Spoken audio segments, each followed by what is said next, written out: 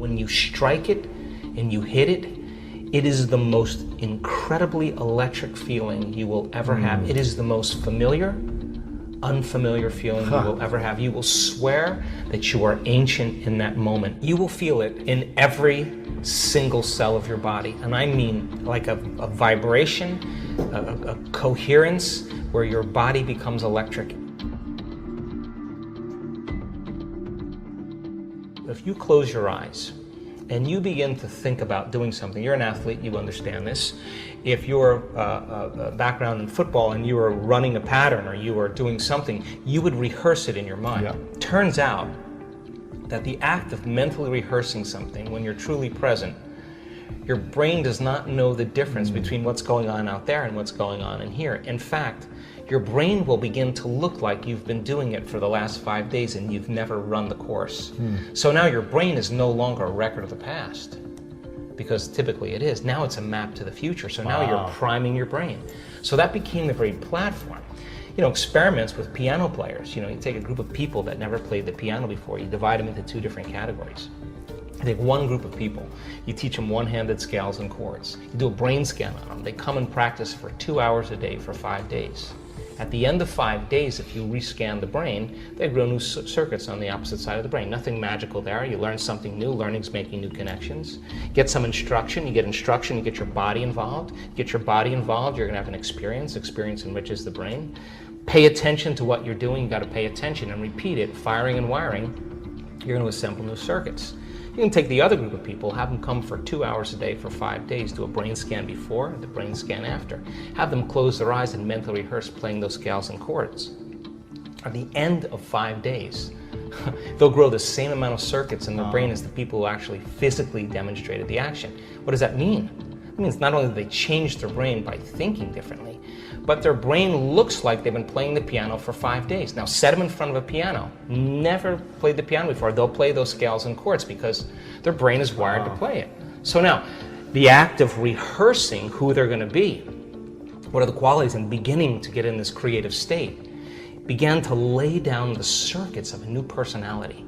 And a new personality is connected to a new personal reality. So the next question is, does that change the body? Take a group of men, have them do one-handed curls in their mind, and bring an emotional component like stronger, harder, more intense. 1 hour a day for 2 weeks.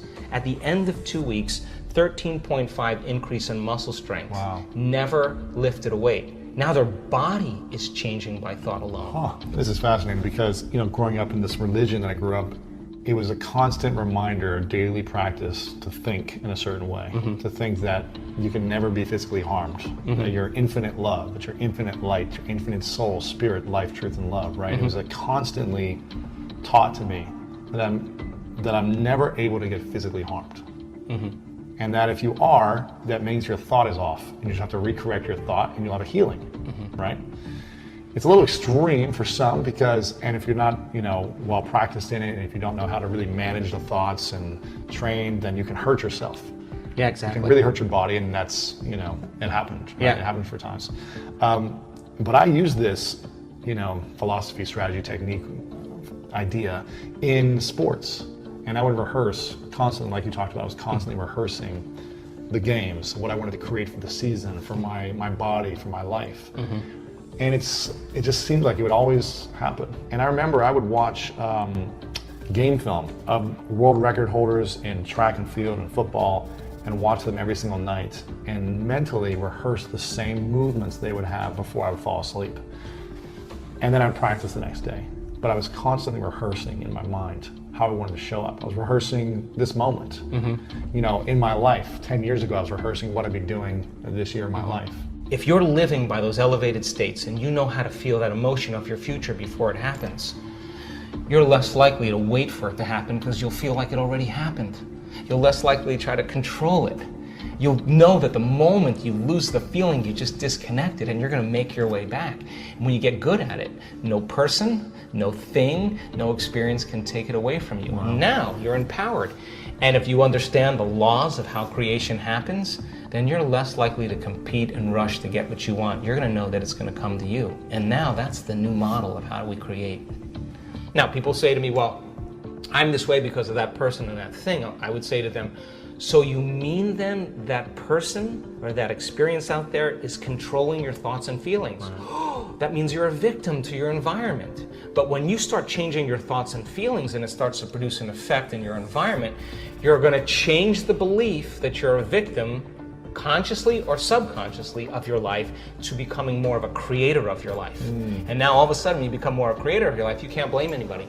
You can't say, well, that person or that thing. You'd have to say, I got to be greater than that environmental condition. Who in history can I study that had the same challenges? What did they do? Let me just work that into my rehearsal so that I can improve, right? Just like you've done with sports. It's the same process. Yeah. When do you experience the most love? Ooh. Personally. That's a great question. So it turns out that the signature of the quantum field is greater and greater degrees of oneness and wholeness, right? So think about it. When we live in stress, we live in separation, right? Because our senses fool us into believing you're there and I'm here, and everybody is separate from us, and everything is separate from us. That's 3D reality, right? But as you start opening the center, all of a sudden, when you become nobody, no one, no thing, nowhere, and no time, right? That's the moment that your consciousness lines up with the consciousness of the field. That's when you are totally present. Now, here's the deal. If I can get people to believe that just because they can't see something doesn't mean it doesn't exist, if they can just connect and pay attention to that field and stay present with it and become more aware of it, moment after moment after moment, every interaction with that invisible field, every experience lays down new circuits in their brain for them to perceive more of it, right? So then as they keep their attention on it, they start moving closer and closer to it, so they experience less separation and more oneness and wholeness.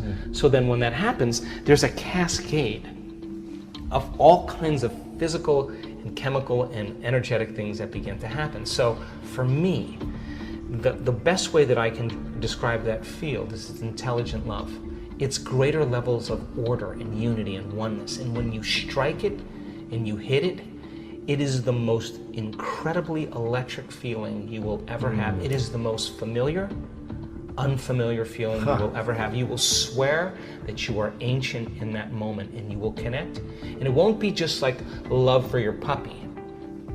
You will feel it in every single cell of your body. And I mean like a vibration, a coherence where your body becomes electric. And the only way we can describe that is love. You taste that one time. You want it all the time. Oh, here's what I say.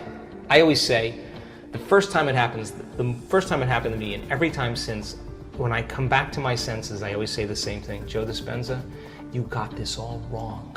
Because some veneer, some conditioning is lifted. You start realizing that the way you think life is isn't that way.